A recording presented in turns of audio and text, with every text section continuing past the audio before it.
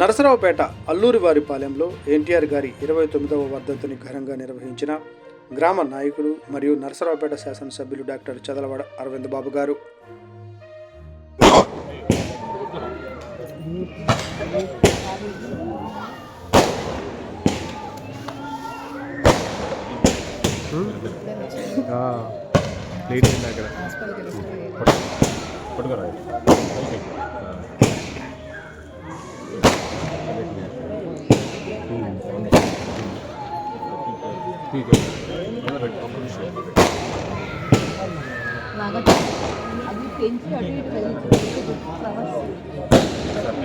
తారక రామారావు గారు మనం దీవిస్తున్నారని చెప్పి నేను ఆ రోజే చెప్పడం జరిగింది.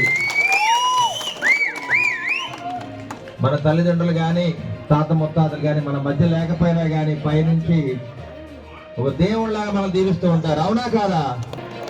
మా మనవాళ్ళు కొన్ని తరాల వాటికి బాగుండాలని పైకి పైన పెద్దలందరూ కూడా దైవ స్వరూపులై మనం దీవిస్తూ ఉంటారు. ఇటువంటి కార్యక్రమంలో నిజంగా మన ప్రభుత్వాన్ని ఏర్పాటు చేయడానికి ఎన్నో కష్టాలు పడి నష్టాలు పడి మరి ప్రభుత్వాన్ని ముందుకు తీసుకొచ్చిన ఘనత 52% ఉన్న మహిళలదని ఈరోజు చెప్పగలుగుతున్నాను.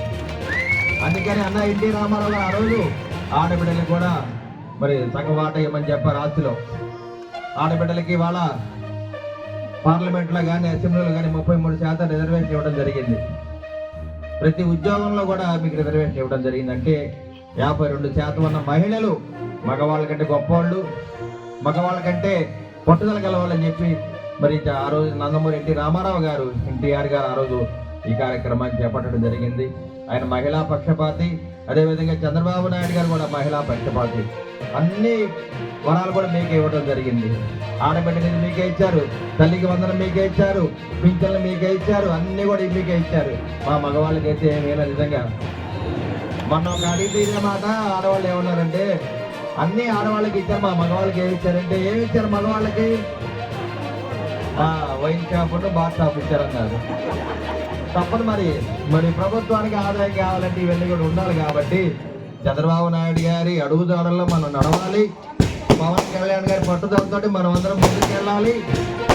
నరేంద్ర మోడీ గారు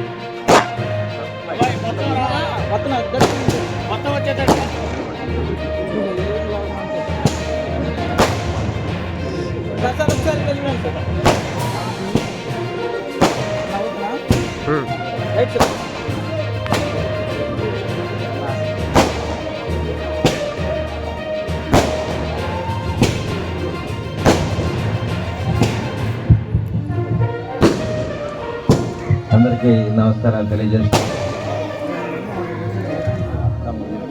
చేసిన ఈ బృహత్తర కార్యక్రమాన్ని ఘన విజయం సాధించినందుకు మరి ఇక్కడున్న తెలుగుదేశం పార్టీ నాయకులు, కార్యకర్తలు, జనసేన, బీజేపీ ఉమ్మడి కూటమి నాయకులందరూ కూడా ధన్యవాదాలు తెలియజేస్తూ ఈ విజయానికి కారణం ఎవరు చెప్పండి? మీరు మా అక్క చెల్లెళ్ళు మహిళలు 5 ఏళ్ళు కష్టపడ్డారు. చంద్రబాబు నాయుడు గారిని ముఖ్యమంత్రి చేయాలి, అరవింద్ బాబుని ఎమ్మెల్యే చేయాలనే